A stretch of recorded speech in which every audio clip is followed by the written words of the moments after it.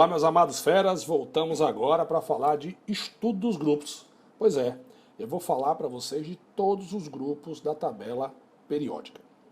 O que é mais importante você saber, é claro. Então vamos começar logo pelo grupo 1A, ou família 1A, como você queira chamar, ou grupo 1. O que consiste os elementos do grupo 1A? Ele é feito por esses carinhas aqui, que a gente chama de metais alcalinos, e é formado pelo hidrogênio. Então o grupo 1A ele tem o hidrogênio e tem o lítio, sódio, potássio, rubídio, césio e frâncio. Se você observar, na verdade, o hidrogênio ele pertence ao grupo 1A, mas ele não é um metal alcalino. Bacana? Exceto o hidrogênio, todos esses carinhas aqui são sólidos. Deixa eu aumentar aqui para escrever. Eita, não vai aumentar, não é? Sólido. Certo? O hidrogênio em condições normais, você já sabe, a temperatura ambiente, ele é um gás, né? Na forma diatômica, ou seja, na forma de dois átomos. Beleza? Os metais do grupo 1A, eles também são, vou aproveitar e já vou fazer aqui, eles são muito reativos. Reativos, ok?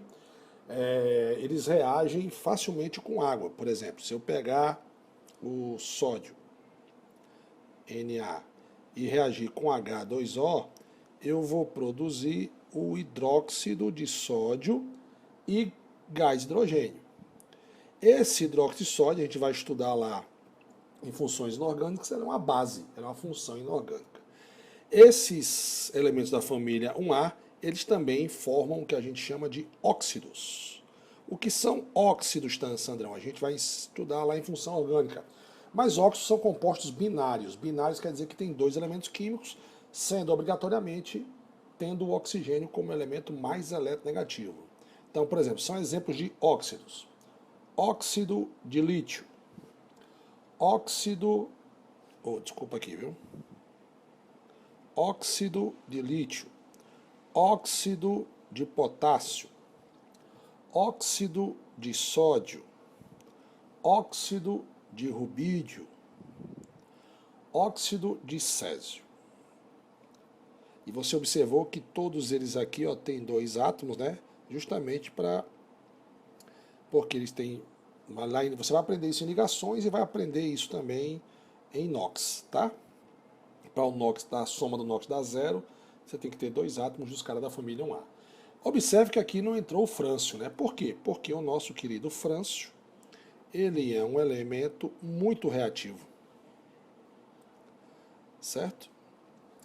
Beleza? Se colocarmos ele em quantidade pequena,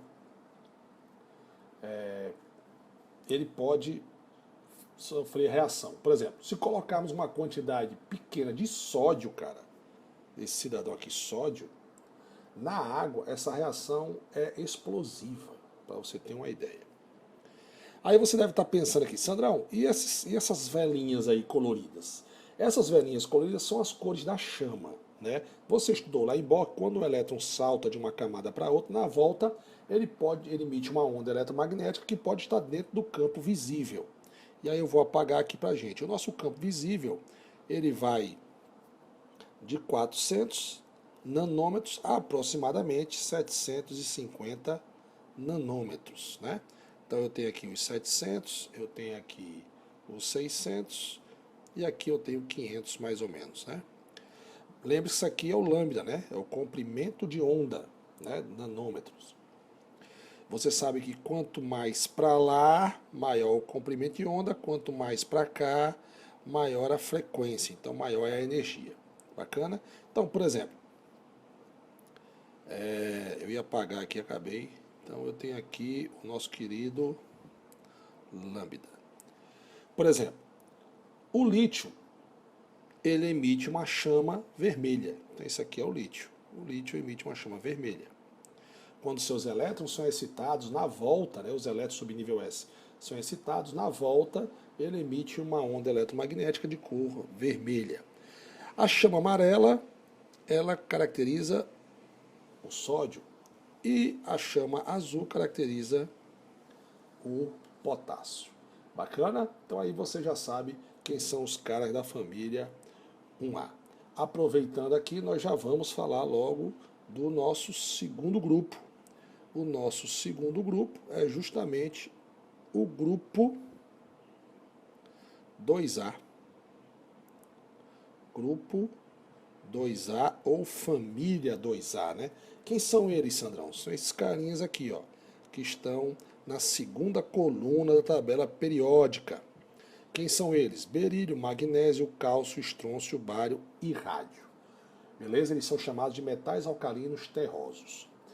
Exceto o berílio, que é esse cidadão aqui, exceto o berílio,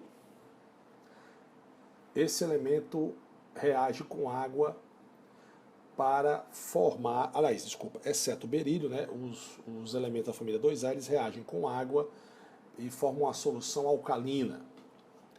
O magnésio também entra nessa exceção, mas ele só reage com vapor de água, ou seja, água no estado vapor. Por exemplo, os metais alcalinos, vou pegar aqui o cálcio. Então, se o cálcio reage com água e forma o hidróxido de cálcio, aqui de novo uma base, certo? Hidróxido de cálcio e hidrogênio. O que é que eu disse agora? Eu disse que todos esses carinhas aqui podem reagir com água e formar uma base. O magnésio, ele reage com água, mas é no estado vapor, e o berílio, ele não reage com a água. Beleza? Ele não forma soluções alcalinas com a água. É o único caso da família 2A que não reage com água, ok?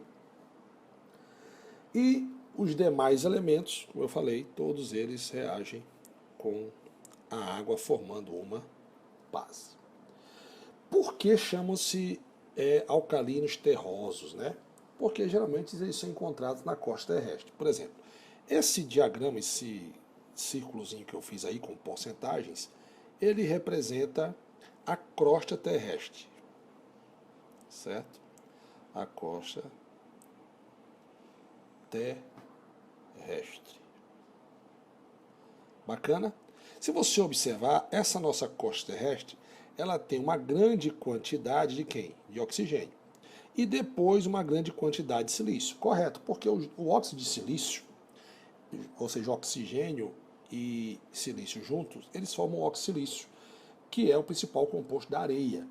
Certo? O principal óxido da areia é ele. Então, eles detêm a maior porcentagem da crosta terrestre. Mas se você analisar, os nosso querido cálcio e alumínio, que são dois elementos da família 2A, eles correspondem a 7,5% o alumínio e 3,4% de cálcio. Os outros 4,7% é o ferro, tá aqui, e o verdinho são os outros. Então a crosta terrestre, ela é rica, tem muitos elementos químicos da família 2A, por isso que eles se chamam alcalinos terrosos. Eu fiz aqui um diagrama também do corpo humano, certo? Isso aqui é o corpo humano, para a gente fazer uma comparação com a crosta terrestre, beleza? Observe que o nosso corpo humano ele tem uma grande quantidade de que? Qual o elemento mais abundante? Oxigênio, 49,50%. Depois vem o carbono, com 18%. Depois vem o hidrogênio, com 10%. E outros elementos, 7%. Beleza? Então tá aí, você já sabe, qual é o elemento mais abundante no corpo humano? Elemento, oxigênio. Depois, carbono. Para você ver a diferença realmente na crosta terrestre dos metais alcalinos, eu botei esse gráficozinho aqui para você ter uma ideia. Olha só.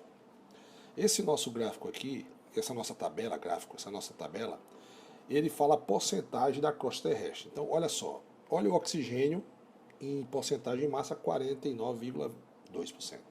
Depois vem o silício com 67%. Mas depois nós temos aqui, ó, em terceiro lugar, alumínio, em quinto lugar, cálcio, aí depois você tem o magnésio. Todos esses três são da família 2A. Observe que eles têm uma certa abundância na crosta terrestre. beleza? Aí depois você tem outros, você tem o ferro, que é o quarto mais abundante.